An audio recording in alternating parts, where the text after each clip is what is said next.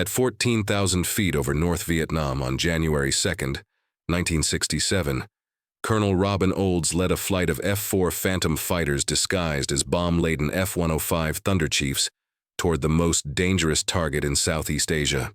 The North Vietnamese air defense system was tracking what appeared to be a routine bombing mission, heading toward Hanoi, exactly the kind of vulnerable formation that MiG interceptors had been destroying with impunity.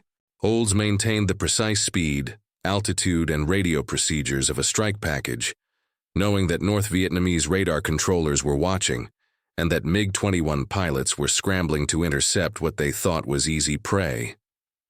But Olds's Phantoms weren't carrying bombs.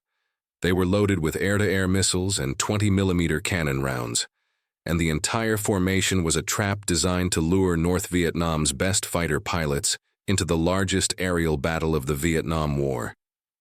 What happened over the next 15 minutes would destroy nearly half of North Vietnam's MiG-21 fleet, break the psychological advantage their pilots had enjoyed, and validate a tactical deception that military strategists still study today. Robin Olds was 44 years old in January 1967, a legendary fighter pilot who had shot down 13 German aircraft during World War II and was now commanding the 8th Tactical Fighter Wing in Thailand. What Colonel Robin Olds accomplished with Operation Bolo would demonstrate that tactical innovation and psychological warfare could achieve what superior technology alone could not. By late 1966, the air war over North Vietnam had reached a frustrating stalemate for American forces despite overwhelming technological superiority. The United States Air Force and Navy were flying thousands of sorties against North Vietnamese targets, but restrictive rules of engagement prevented decisive results. North Vietnamese MiG fighters, particularly the sophisticated Soviet-built MiG-21, were inflicting a disproportionate number of losses on American aircraft. The MiG-21 was a formidable interceptor capable of Mach 2 speeds, armed with heat-seeking missiles and a powerful 30mm cannon.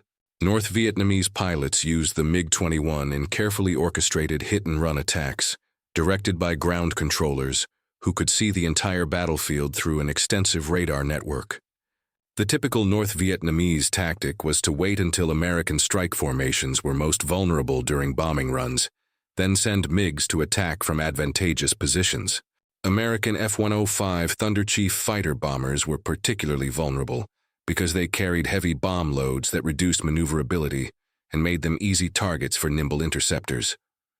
By the end of 1966, North Vietnamese MiGs had shot down several F-105s and had established a psychological advantage where American pilots felt constantly threatened.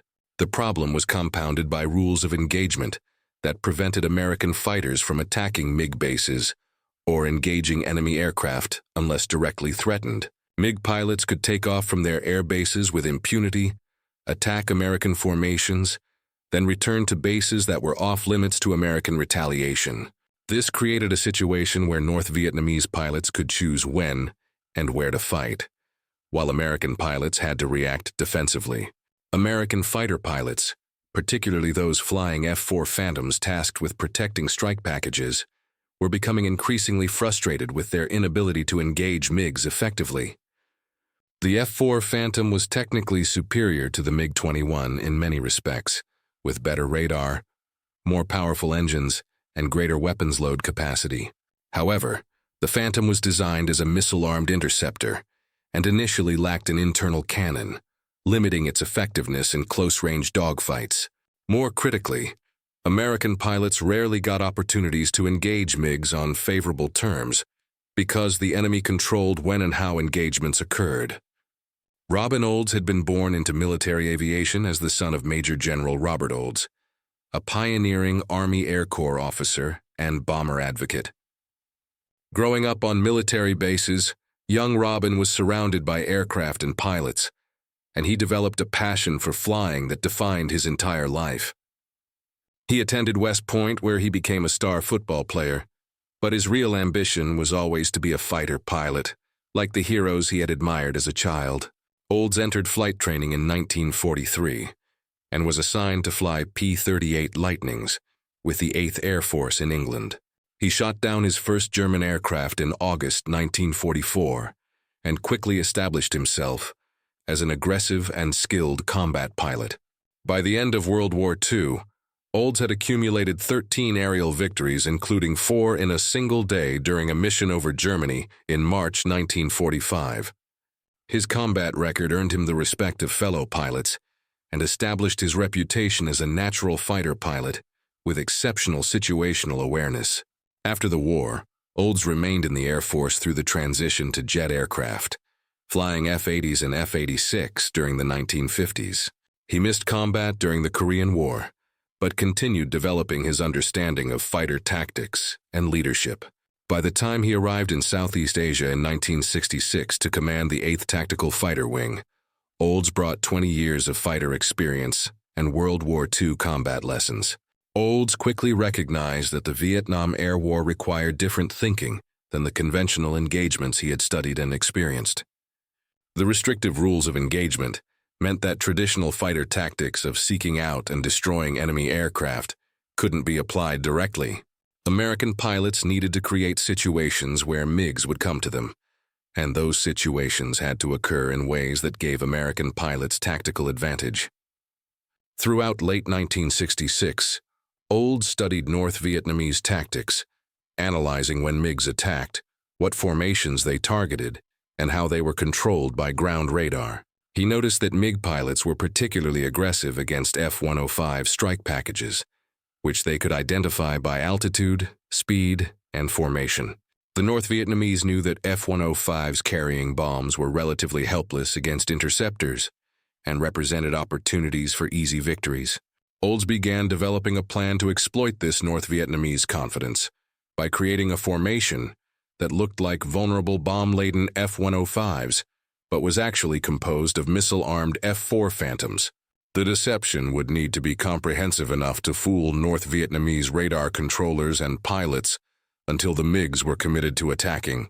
The plan that became Operation Bolo required solving several technical challenges related to making F-4 Phantoms appear identical to F-105 Thunderchiefs on North Vietnamese radar. The two aircraft had significantly different performance characteristics, where F-4s were faster and more maneuverable, while F-105s were optimized for low-altitude bombing. North Vietnamese radar operators had learned to distinguish between the two aircraft types based on speed, altitude, and flight profiles. Olds realized that F-4s would need to fly at F-105 speeds and altitudes, use F-105 call signs and radio procedures, and follow F-105 ingress routes to targets. This meant Phantom pilots would have to throttle back to slower speeds than optimal, making them temporarily more vulnerable if the deception failed. The formation would also need to simulate the electronic signatures of a bombing mission, including jamming pods and formation spacing that matched F-105 tactics. Olds worked with his operations staff to develop detailed flight profiles that replicated every aspect of an F-105 strike package from takeoff to target approach.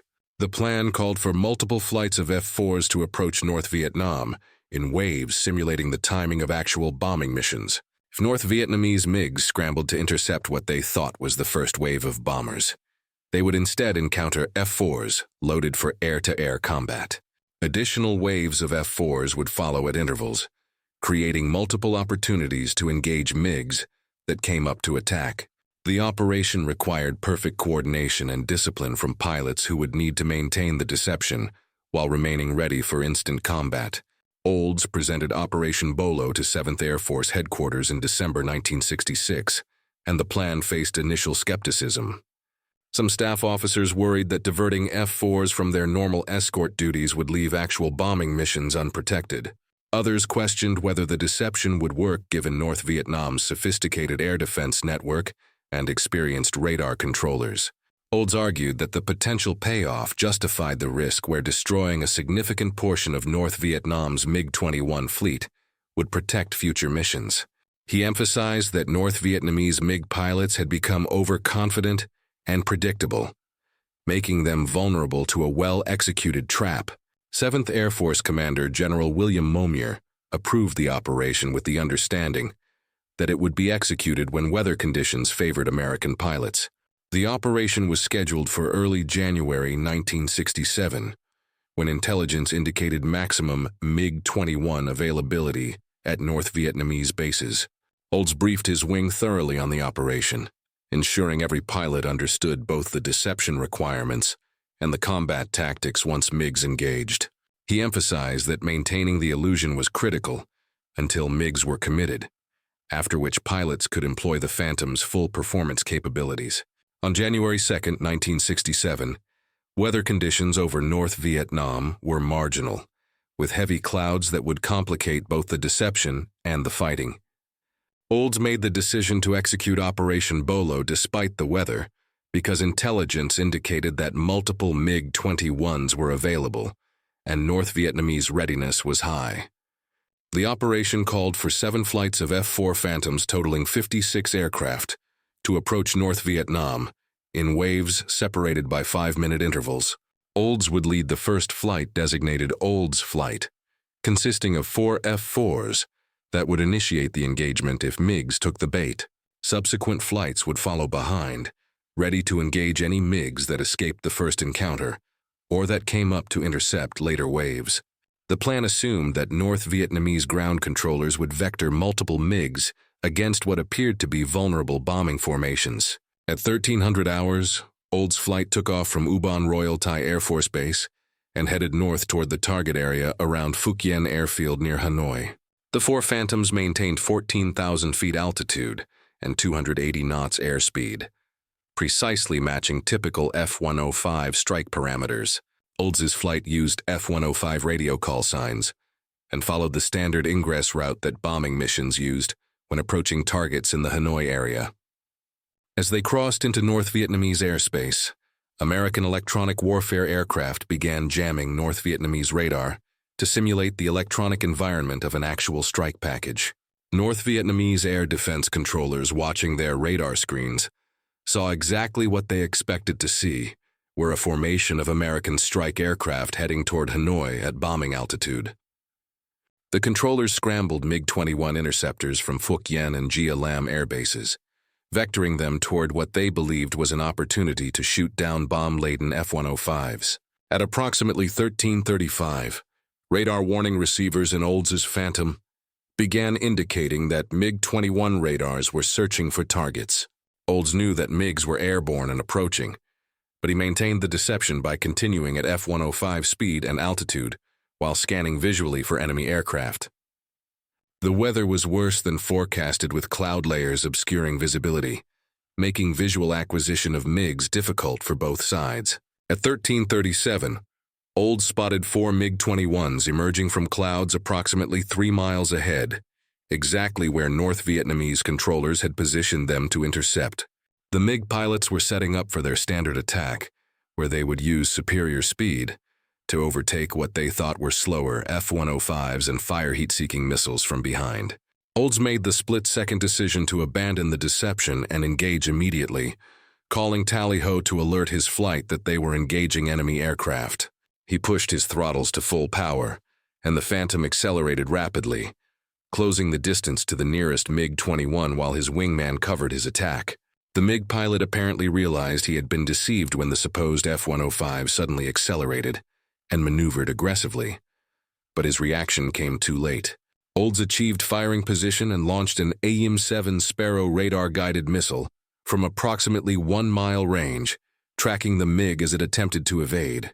The Sparrow guided successfully and detonated near the MiG-21's engine, sending the aircraft spinning out of control and forcing the pilot to eject.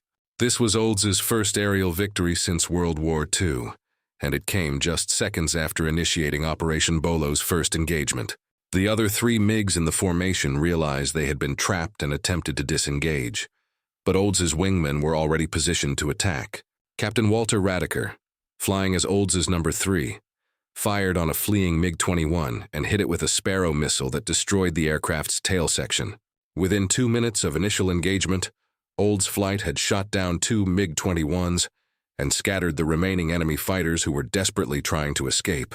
But Operation Bolo was just beginning as the second and third waves of F-4 Phantoms arrived over the target area and encountered additional MiG-21s climbing to intercept. North Vietnamese ground controllers, not yet understanding they had been deceived, continued vectoring MiGs toward what radar showed as multiple formations of American strike aircraft. Each wave of MiGs that climbed expecting to find vulnerable bombers instead encountered F-4 Phantoms configured for air-to-air combat and flown by pilots eager for engagement. For flight, the second wave of Phantoms led by Major Phil Combis engaged 4 MiG-21s emerging from clouds and shot down 2 in quick succession. Rambler flight, the third wave, intercepted 3 more MiG-21s and destroyed 1, while the others fled toward Chinese airspace where American pilots couldn't pursue. Over the next 12 minutes, multiple engagements occurred simultaneously, as American pilots capitalized on their advantage of surprise and superior positioning. The thick cloud cover that Olds had worried would hamper the operation actually worked in American favor by breaking up engagements into smaller fights. North Vietnamese MiG pilots, expecting to control the terms of engagement as they usually did, found themselves reacting defensively against aggressive opponents. The psychological shock of being trapped rather than hunting created confusion among MiG pilots, who had grown accustomed to advantageous tactical positions.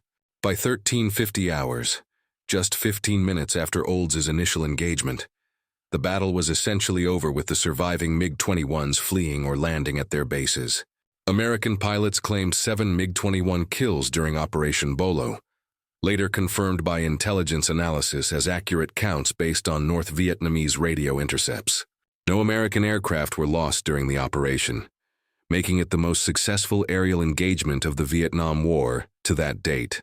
The 7 MiG-21s destroyed represented nearly half of North Vietnam's operational MiG-21 fleet, a devastating blow to their air defense capability. More importantly, Operation Bolo shattered the psychological advantage that North Vietnamese MiG pilots had enjoyed over American pilots. MiG pilots who had been confident and aggressive became cautious and defensive, knowing that apparent opportunities might be traps. North Vietnamese ground controllers could no longer trust their tactical picture because they couldn't distinguish real bombing missions from fighter sweeps disguised as bombers. This uncertainty forced North Vietnam to commit interceptors more carefully, reducing the pressure on actual American bombing missions. For the next several weeks following Operation Bolo, North Vietnamese MiG activity decreased significantly as they rebuilt their forces and reassessed their tactics.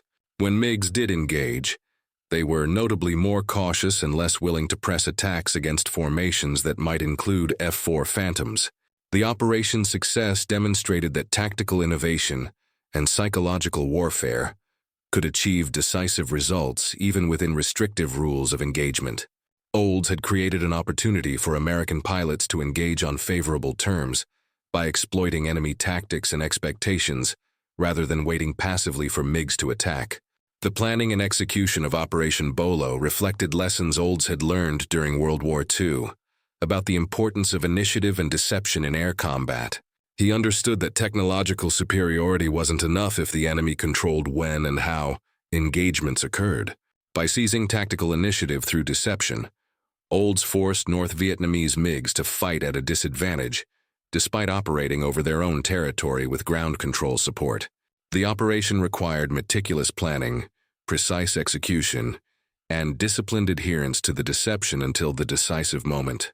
Olds' ability to coordinate 56 aircraft across 7 separate flights while maintaining operational security demonstrated exceptional command capability. The success also validated the F-4 Phantom's effectiveness as an air superiority fighter when employed by well-trained pilots in favorable tactical situations. Operation Bolo became a case study in fighter tactics taught at military academies and fighter weapons schools for decades afterward.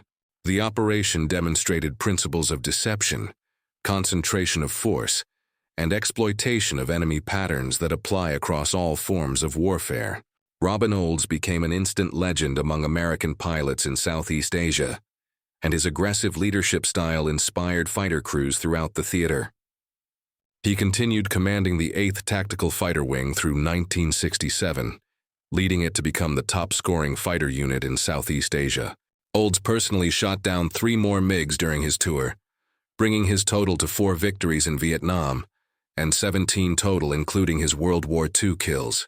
He became one of only 4 American pilots to achieve ace status in both World War II and Vietnam, demonstrating sustained combat excellence across 2 very different wars. Beyond his personal score, Olds' leadership transformed the 8th Wing into an aggressive, confident unit that dominated aerial combat in their area of operations. His emphasis on realistic training, aggressive tactics, and pilot initiative created a culture of excellence that persisted long after he left command. Olds' iconic appearance, including his distinctive handlebar mustache, worn in defiance of Air Force grooming regulations, made him a recognizable symbol of the fighter pilot spirit.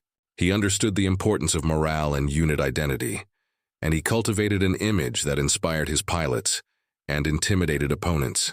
After returning from Vietnam in 1967, Olds continued serving in various command positions before retiring from the Air Force in 1973 as a brigadier general. His post-retirement years were spent as an advocate for realistic air combat training and as a mentor to younger fighter pilots. Olds became an outspoken critic of what he saw as bureaucratic tendencies in the Air Force that prioritized political considerations over combat effectiveness. He argued that fighter pilots needed freedom to train aggressively, and that rigid regulations stifled the initiative required for air combat success. These views sometimes created tension with Air Force leadership, but earned him lasting respect from the fighter pilot community. The broader impact of Operation Bolo extended beyond its immediate tactical success to influence how the Air Force approached air-to-air combat. The operation demonstrated that Vietnam-era fighter pilots could be as effective as their World War II predecessors, if given proper tactics and opportunities. It validated the importance of dedicated fighter sweep missions, rather than using fighters solely as bomber escorts with defensive mindsets. The success influenced Air Force doctrine to emphasize offensive counter-air operations, where fighters actively seek out and destroy enemy aircraft. Operation Bolo also highlighted the effectiveness of electronic warfare and deception in creating favorable combat conditions against sophisticated air defenses. The operation showed that even advanced radar systems could be deceived through careful attention to operational patterns and electronic signatures. Subsequent operations attempted to replicate Bolo's deception tactics with varying success, though none achieved the same decisive results. North Vietnamese air defenses adapted after Bolo, becoming more cautious about committing MiGs against formations that might be traps. This adaptation itself represented a victory for American forces, as it reduced MiG effectiveness, even when they weren't being directly engaged. The psychological warfare aspect of Operation Bolo proved as valuable as the physical destruction of aircraft, by creating uncertainty in enemy decision-making. Robin Olds' personal combat philosophy emphasized aggression, initiative, and leading from the front rather than directing from behind. He believed that commanders couldn't ask pilots to take risks they wouldn't take themselves, and he consistently flew the most dangerous missions. This leadership style earned extraordinary loyalty from his pilots, who knew their commander, shared their dangers, and understood their challenges. Olds' approach contrasted with some contemporary wing commanders, who focused on administrative duties rather than combat leadership. His insistence on personal participation in combat missions sometimes created tension with higher headquarters, who worried about losing experienced commanders. But Olds believed that combat leadership required first-hand understanding of conditions his pilots faced and personal acceptance of the same risks. This philosophy extended to how he trained and prepared his wing for combat, where he emphasized realistic scenarios that replicated actual combat conditions. Olds pushed for more aggressive aerial combat maneuvering training, despite concerns about safety risks, arguing that realistic training saved lives in actual combat. His advocacy contributed to the eventual establishment of the Navy Fighter Weapons School, known as Top Gun, and the Air Force Fighter Weapons School at Nellis. These institutions formalized the realistic training philosophy that Olds championed and produced generations of highly skilled fighter pilots. The technical aspects of Operation Bolo's execution reveal sophisticated understanding of radar capabilities and limitations. Olds recognized that North Vietnamese ground radar couldn't distinguish between aircraft types based on radar return alone. Controllers identified aircraft types by operational patterns including speed, altitude, formation, and mission profile. By replicating these patterns precisely, F-4 Phantoms could masquerade as F-105 Thunder Chiefs, despite having different performance characteristics. The operation required Phantom pilots to fly slower than optimal, accepting temporarily reduced performance to maintain the deception. This discipline was critical, because any deviation from expected F-105 parameters might alert North Vietnamese controllers to the deception. The electronic warfare component of Operation Bolo simulated the jamming and countermeasures that accompanied actual bombing missions. The electronic warfare component of Operation Bolo simulated the jamming and countermeasures that accompanied actual bombing missions. Electronic warfare aircraft created the electronic environment that North Vietnamese controllers expected when American strike packages approached.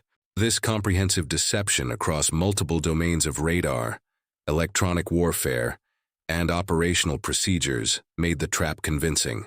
Modern military analysis of Operation Bolo highlights how multi-domain deception creates synergistic effects that are more convincing than single-aspect deceptions.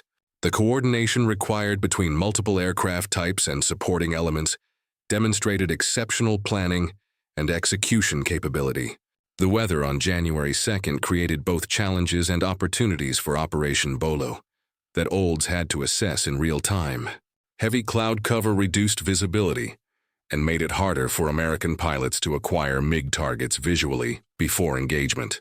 However, the same clouds also prevented North Vietnamese pilots from seeing the true nature of the formation until they were already committed to attack.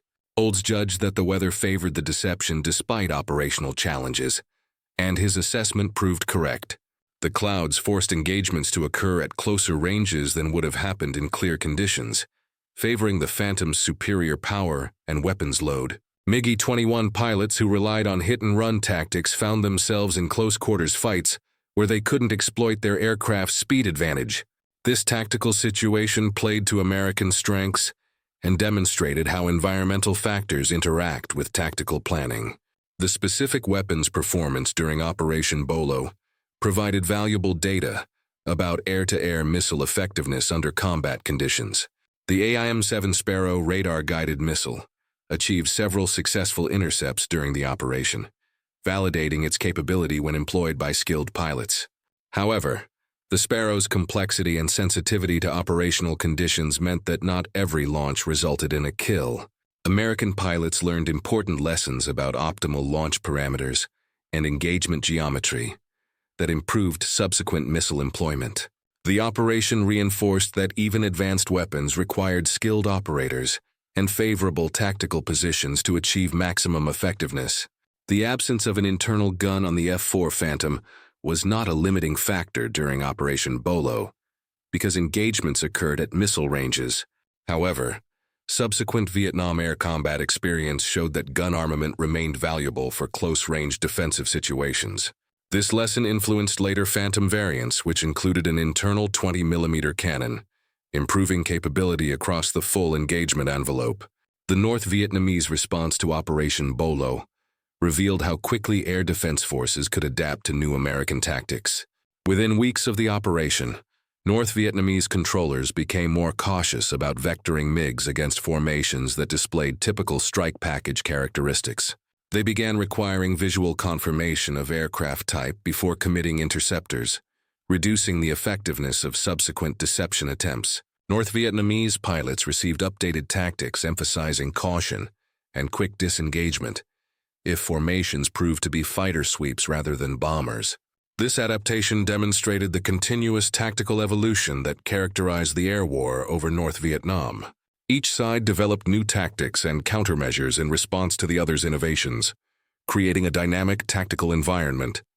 American forces attempted several variations on Operation Bolo's deception concept throughout 1967 and 68. Some achieved limited success while others failed because North Vietnamese defenders had learned to recognize and avoid potential traps.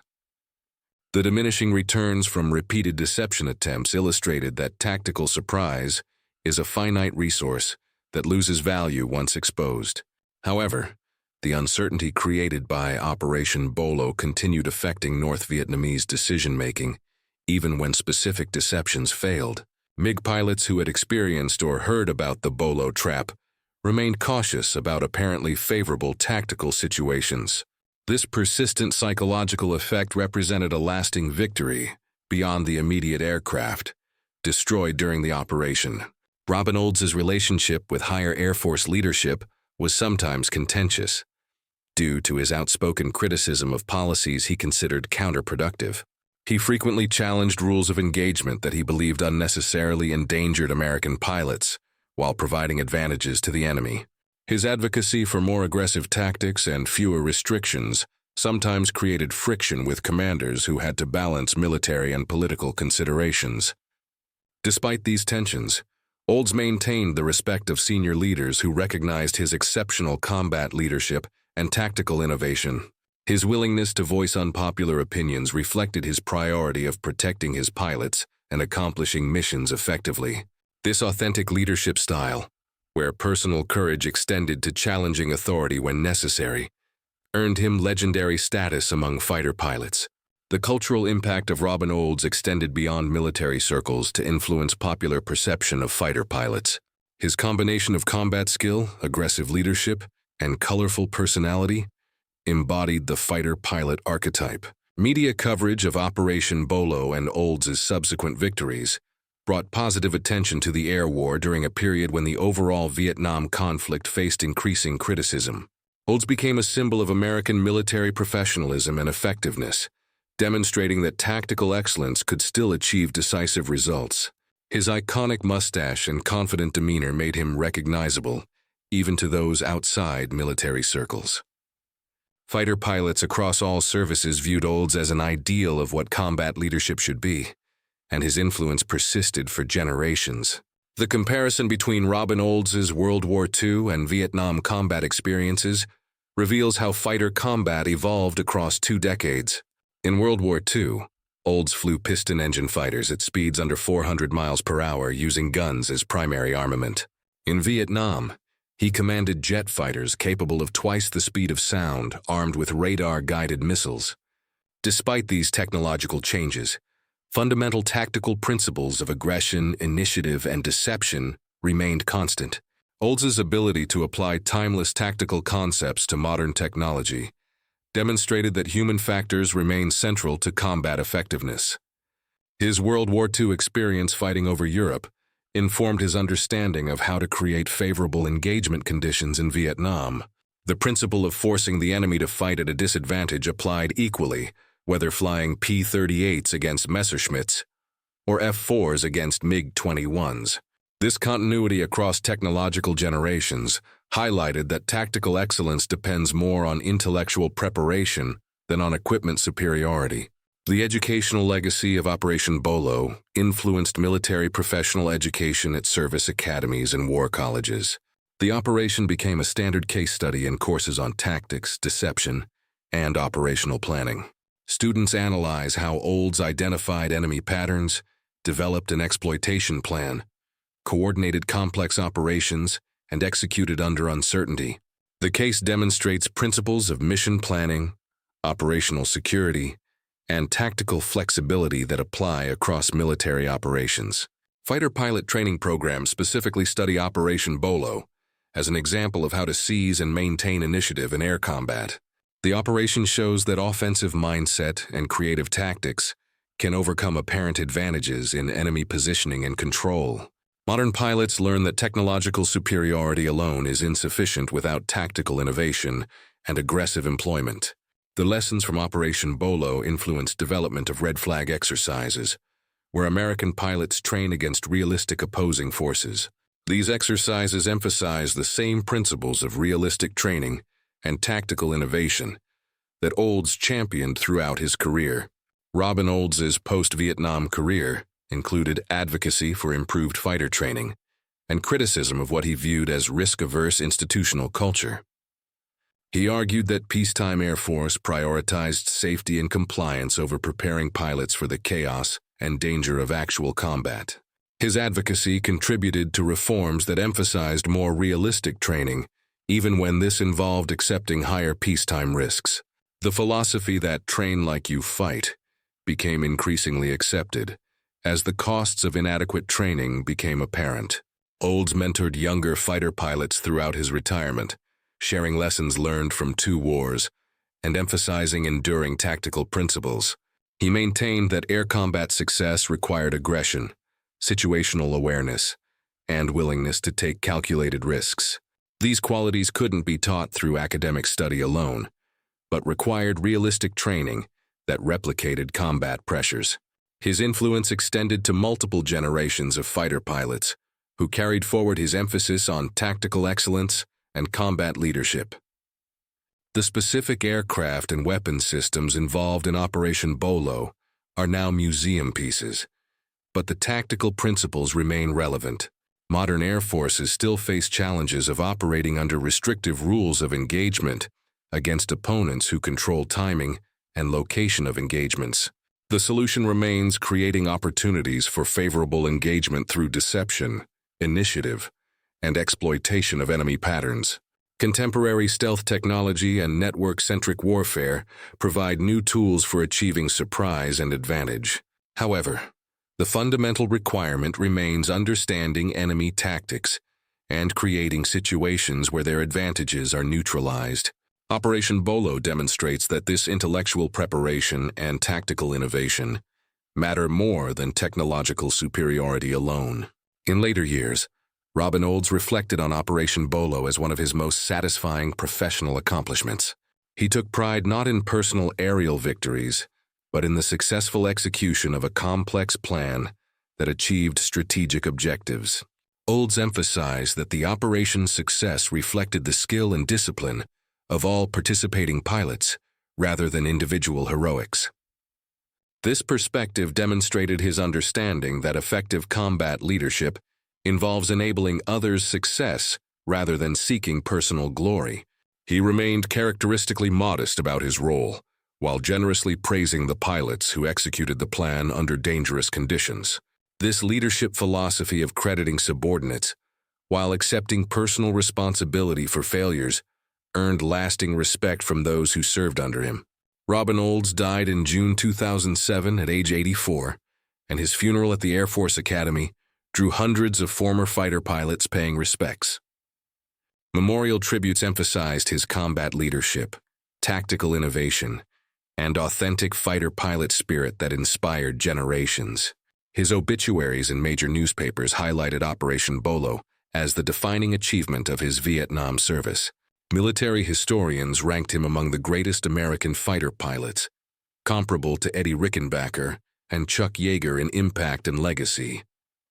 The fighter pilot community mourned losing a legend who embodied the warrior ethos and tactical excellence they aspired to. In 2014, the Air Force Academy named a building in Olds' honor, recognizing his contributions to military aviation and fighter tactics.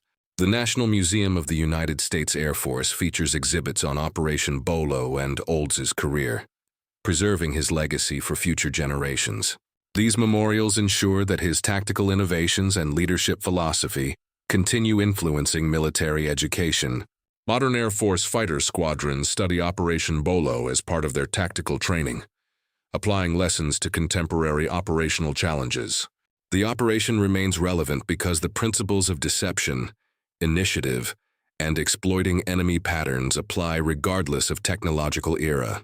Olds' approach of thoroughly analyzing enemy tactics to identify exploitable patterns provides a model for developing effective counter-tactics. His willingness to take calculated risks and commit forces decisively demonstrates the aggressive mindset required for air superiority operations.